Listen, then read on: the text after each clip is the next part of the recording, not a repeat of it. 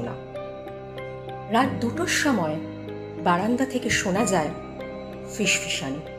অনিকেত প্রথমে ভাবে পাশের ফ্ল্যাট থেকে আসছে, কিন্তু হঠাৎই তার মনে পড়ে তার পাশের ফ্ল্যাট তো খালি, সেখানে তো কেউ বাস করে না।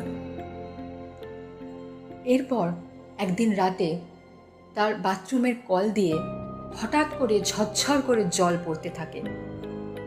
ওই কল যেন মনে হয় কেউ ইচ্ছাকৃত ঘুরিয়ে দিয়েছে। বাথরুমের দরজার নিচ দিয়ে হঠাৎ করে ছায়া দেখা যায়, যেন ভিতরে কেউ রয়েছে।